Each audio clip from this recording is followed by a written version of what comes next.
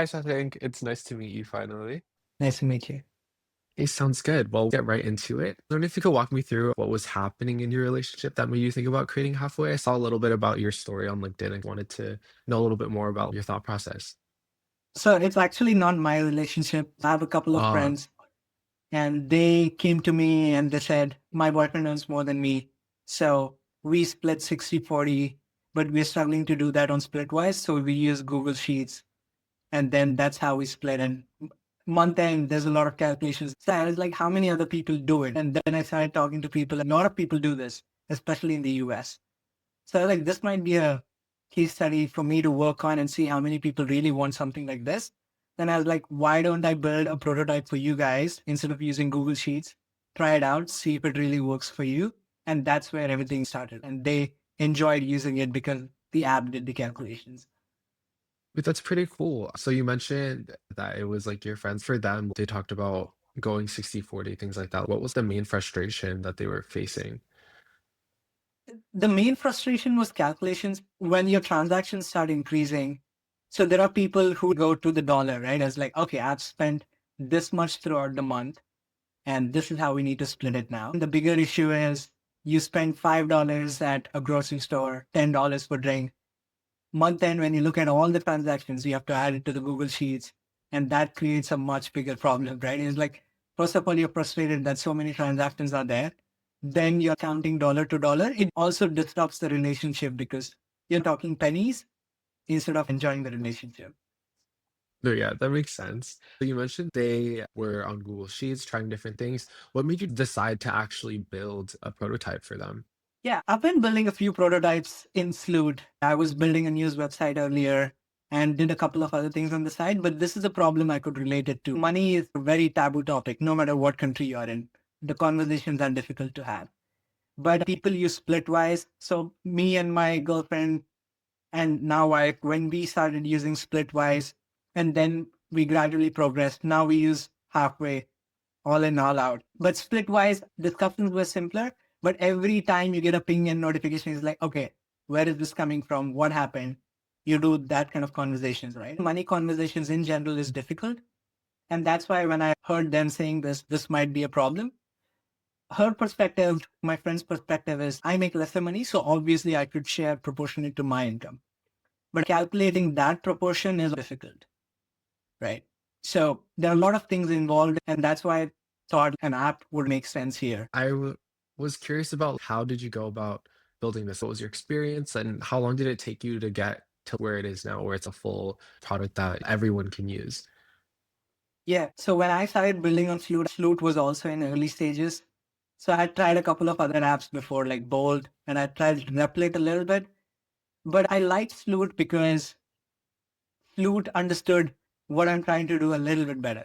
And because I had a little bit of experience building stuff, I then started building it. It took me about 3 months. And Floot has released it now, where you can queue up your requests.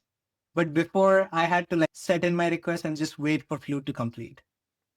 Right. But that took a lot of time. Real usable product, it took me about a month and a half. I wasn't trying to launch a very simple app. If you look at my app right now, it's pretty robust.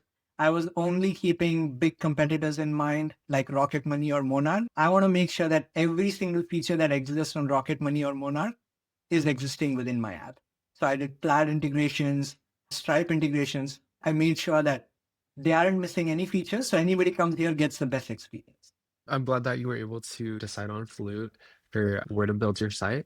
What did you not have to worry about, the process of creating on like a vibe coding website? Because you did touch on using other products. What was something that Flute offered that made it feel like it was easier to build?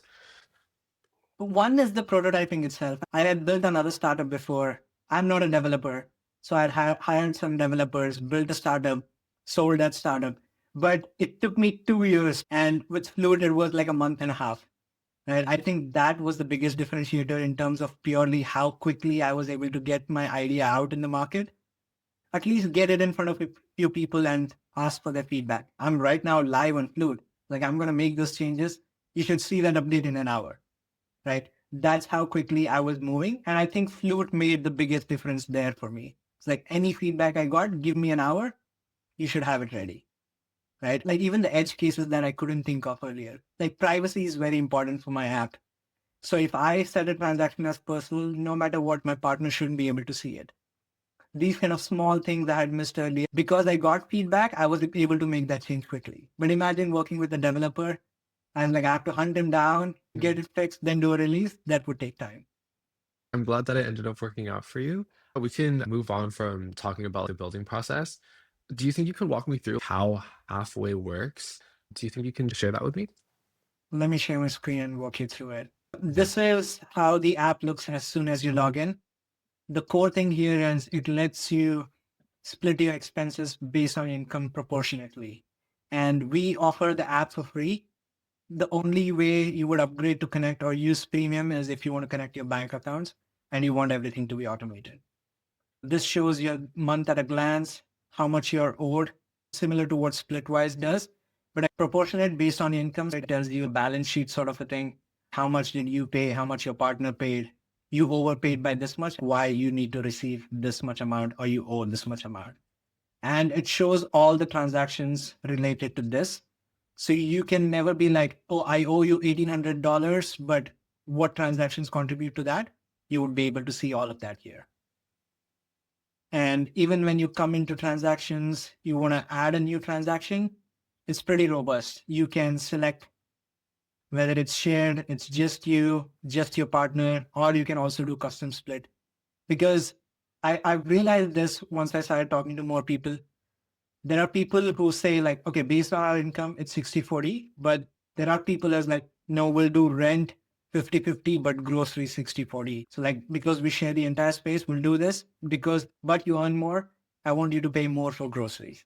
So this Mm. also supports use cases like that. And you can update the amount here. So if I add amount here, $100, and you can see that just by slider, I can update it.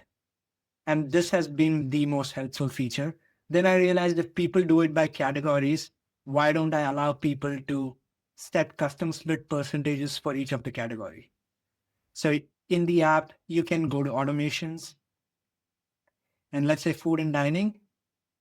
For alcohols and bars, I can say we'll do 70-30, right? And you can adjust all of that. The app automatically updates. Then we have also introduced Penny, which is like our AI chatbot. It has access to everything. And you can ask it, can we afford a date night? How do we split rent fairly? Pretty much anything. Because it knows your finances, it answers everything. This is free for all the users. They don't have to pay. That's really cool. I feel like usually AI bots are kind of like a premium service. Yeah, my whole point was I'm from India and I've seen people struggle with finances. Like Indians are very good at saving money, but I don't think we ever have money conversations. And I think instead of just talking to ChatGPT, which does not have context, I think talking to something which understands your finances is easier. So I'm okay if I'm losing a little bit of money here, but I want users to really experience this. I guess you mentioned that you were inspired by Splitwise. Like, what sets your product apart from that, and what were the main frustrations between the two? Yeah, I've done a bit of research on this, right? And not just Splitwise, there is literally nobody doing this who can help you build proportionate based on your income. There are some apps where you can set custom split percentages, but not at the level of automation that I have built in.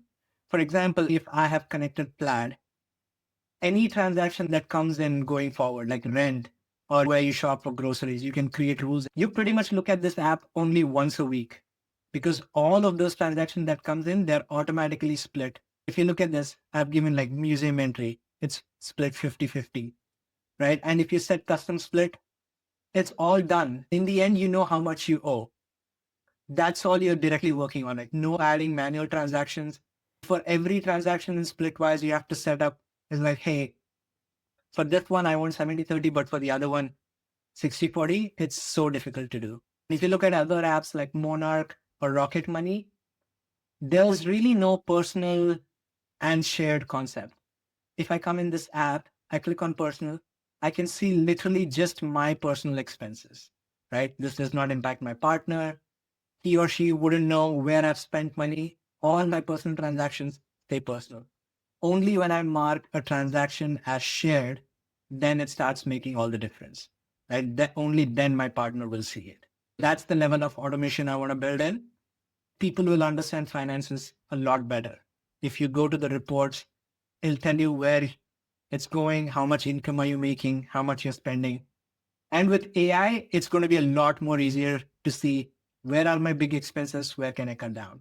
I saw that you had the quiz. Was that something that you created yourself or you got help with online or with AI? I definitely got some help with online, but the whole idea behind this quiz is how good are you with money with your partner, right? And these questions help you answer that. I'll just do some random. But if you look at the questions, I've broken it down into sections saying communication. Do you regularly talk about money? Does money talks feel calm and respectful? And I'll tell you where this idea came from. A friend of mine, he is like, yeah, I've been paying a lot recently. I haven't kept a track of it. When the credit card bill came in, I was like, I didn't even know how to split because I'd forgotten what those transactions were. And it's not fair for him to now go and ask his girlfriend, hey, you owe me like $200. She's like, where is this coming from? So there's no record keeping. And it's a difficult conversation to have, right? And I was like, let me help you understand if you do all this, it'll give you a score saying, these are the areas you need to improve and these are the areas you need to work on. It tells you your money alignment score is this. These are the areas that you need to work on. By far, this has been the most used calculator. It gets a lot of real estate in the dashboard, but people are really liking it. I'm very happy that people use this and hopefully it helps them to improve in the areas they feel the need to. That sounds pretty cool. Are the results just for yourself or get shared with your partner? If you're taking this with your partner, they can see it, but it's just for yourself. Okay, that sounds good. I think that's a good Yeah. thing. Yeah. Yeah, everything sounds good. Your product seems pretty solid. How many users do you have as of now? Currently, I have about 1,100. Those are the users Dang. have. I spent a little bit of money to get users, but not a lot. Most of it has been organic. I get about 3, 4 signups a day. Unlike other things, you get one user on board, his partner comes along. So I Yeah. think that So has it's been always beneficial like for me. multiplied by two. Correct. Could you touch a little bit more on that process? You mentioned organic traffic. What were the methods that you were doing to kind of accomplish that? Yeah. The irony is I've been in marketing throughout my career. Like I've been in growth marketing, but when it comes to spending your own money, you're reluctant, right? Like, Yeah. where do I really put the money? But here's the framework that I followed. So I'm big on organic because if people really like it, they start using your product. I started talking to people like friends, my soccer friends, is like, hey, I've built something like this. Would you be interested to use? And few of them who I knew were really passionate about finance, I gave them a free plaid version for 6 months, right? Use it, start giving me feedback. I think the first 3 months went there. Like I got some amazing feedback from users. It's like, hey, this transaction slipped out and my partner saw it. And I was able to fix everything within those 3 months of time. So then it hit about 100 users. And then I was like, okay, now I think it's a good time. All these 100 users are pretty much happy once you start getting less and less feedback. It's like, hey, do you have any Yeah. further feedback? I was like, no, I think it's working good. That's when I felt like, okay, I think it's a good time. I spent a little bit money on Google ads and Instagram, and let's see, I spent about $150 or Mhm. $200, and I got about 50. So my CPA was pretty high. But around January end or February, I started doing organic content. So there were two levers that I pulled. One is what are people really searching for? I started building more calculators because that provides immediate value for people. And the second one was writing blogs on the topics that are really pressing. I started writing more and more about that. I think that's what's been helping me to get about 3, 4 users every day. Some days I see my calculator being used a lot and I get about 20 signups that day. But then I realized if I can do this, I can also introduce it to other parts of the world. Right? I have friends in India. I have a couple of friends in Europe. With AI, introducing currency is a lot similar because you literally just change the dollar sign to euros. The Yeah. app functionality still remains the same. So it's like, why don't I introduce it there and then see? So surprisingly, I have a lot of users from Belgium. I have no clue why, but I have a lot of That's users pretty from cool. Belgium. Yeah. So that's how it really started happening. And I think one thing where I really want to make mark is more organic content like calculators and blogs. I think that has been really helpful for me. When you say organic content, what kind of organic content were you creating? Was it just you, or do you have connections? How did that work for you? It's a lot of research. I started talking to more couples. Every time I meet a couple, hey, how do you share your finances? So I started getting more insights. The blogs that I've been writing, how does finances work in different countries? I come from India, where about 5 years back, it's usually the male who pays a lot more. But you Yeah. move to the US, hey, we split equally. And you move to the Europe, it's like Dutch. Let's split everything, right? And I started writing about these kind of things. I wanted people to enjoy reading the content, not just for the sake of SEO, but the other big tool is calculators. What are people really searching for? Let's say you're building your budget, but you don't want a tool. You don't like Excel. Here's a free budget builder for you. You build your budget, you download it as an Excel or PDF. That's it. Don't sign up, do nothing. Just use the free tools that I have. And that's what people have started using on the website a lot more. I think with the marketing background and then not really needing a developer, you can tailor everything to what you need and know exactly what your product fit is. So I think that's pretty cool.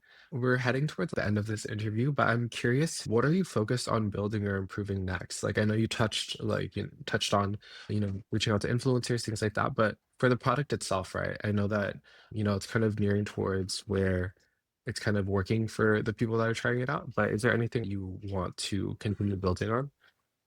Yeah. uh, When you get your hands on a prototyping tool, any feature you can think of is like, yeah, I can build it today, right? Yeah. I get a few feature requests and like, yeah, I can build it. But now I've taken a step back and see if it's really valuable because my app is looking like so cluttered, right? I was Yeah. thinking like people have a lot of credit cards. So why don't I create a page for credit cards where you see how many points do you have from Amex? How many points do you have from Chase?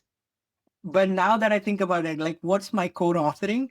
It's about Yeah. fair expense splitting, right? I want to remain close to that objective and then build any feature related to that. Anything I do should stem from there. Is it Yeah. providing value for couples? There are couples in the US, right? Should I allow group setting? I'm like, no. It the whole app loses the concept. Then I become like every other app and Yeah. competing with everyone else. But a few things that I really want to do is like challenges between couples. I'm working on this in the background, Mhm. but it's like, hey, let's not eat out for a week. Now that I have the AI advisor, Penny, they can talk to them and build out these challenges, right? And each partner gets a notification saying, no sugar or no eating out. And in the end, the app tells you, like, this is how much you saved because you didn't eat out.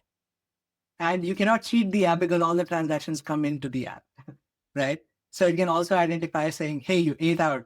So 1 point down. This is what I really want to build a lot of engagement features so that people enjoy budgeting with my app. Yeah, I think that feature would be really cool, and I think that could be really fun because it's like, even though you said like each couple's finances are private, if you set like a challenge and it's like you don't know what they're doing, but it's like, oh shoot, they lost a point, or like, what are y'all Yeah, doing? correct. I feel like that Yeah. would be really fun. I think that's pretty cool. I kind of get when you're building, especially with a product that lets you keep building, you're super excited to add every single thing. Like you Yeah. said, like, it really is important to make sure that your product fits what it's meant to fit and not do everything because it can be overwhelming and it loses the central point. So I think it's really cool that you're very aware of that and that, like, moving forward, that you're really listening to your audience and really focusing on your needs.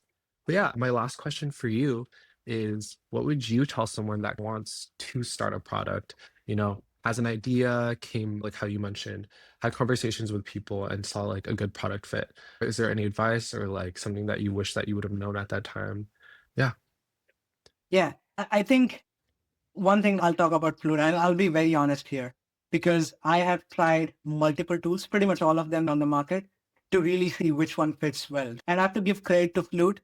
There might be a lot of integrations missing, but one core thing that Floot does really well is it understands my prompt and does. Like I'm not frustrated when I'm talking to it. Yeah. Happens a little bit of time, but I have spent hours building things on Floot, and out of all the platforms, it's been very well received, even by my friends. It gets you 80% there and 20% is refining, which I'm totally fine with. But with some other tools, I'm like 30% there, but 70% I have to like keep refining it, which I think is the biggest differentiator. And one thing I would tell other people is I think a lot of people are afraid of spending money, and I think they should not be, because I have spent literally a few thousands on building this app, but the learning that I've gotten with that is so great. I'm just so happy building out this product and people are using it. I see on Reddit a lot of people are like, hey, I built this out. Does anybody know how to get free credits? I feel people are losing out because they have such good ideas. And the only thing they're worried about is, should I spend $20 or $30 to build out this feature? I think they should set a budget every month. Set a budget every month on AI and just go spend money. You will learn a lot more than anywhere else. I think that would be my biggest advice. Yeah, I definitely agree. I think with products like these, it is a lot cheaper long term. You're not actually hiring a developer. And it's all Yeah. your own thoughts. And it can take a bit to get used to just because you're building for the first time. But yeah, I think there's a lot to learn. And I think it's just an investment on yourself, but also creating a product that could do well. So yeah, I really Yeah. appreciate that advice. I think that's all the questions that I have for you. I really appreciate you taking the time to meet with me. And I hope that everything goes well with Halfware and maybe I'll start using it. I think it's cool that you launched down mobile, things like that. And it just really shows the capabilities of Yeah. non-technical users these days. With the right product, you can basically make whatever you want. Oh, that's one more critical thing that I missed. It's like this was a website only, and a lot of people were Yeah. not willing to use it because they have to open a browser on their phone and use it. But I think when I was talking to Flute, it's like, I'm ready to spend money with developers. Just give me the code. I will build mobile specific screens and launch this. They're like, no, it's not possible because Floot is a limited framework. You can't export the code outside and do what you want. And then they're like, okay, we are doing something with capacitor. So you will be able to launch mobile apps. I think that was amazing. That made a greater shift. Every week, maybe I was getting like 10 users, but once I launched the mobile app, it became the other way around. Every day I was getting 1 or 2 users. So I think thanks to Flute for that. I think that's pretty cool. People don't realize that you can actually make mobile apps out of it, Yeah. actually have it on like the iOS platforms. I feel like that's pretty cool. Before I ended off, wanted to know how was the mobile integration process for you? Like, was that difficult or pretty intuitive? So I think one advantage for me is like I still have developer friends. Yeah. So I exported the code and just gave it to them. It's like, hey, can you please upload it on App Store? Right? I didn't have to do much. But again, if you look at that process, I think people can learn it. Just having the convenience of building, converting the code to mobile and just sharing it on stores is just amazing to have. Well, yeah, that's pretty good. I'm glad it was pretty easy for you to figure out. It was really great meeting you, Shashank. Hopefully everything goes well. Thank you. Great meeting you as well.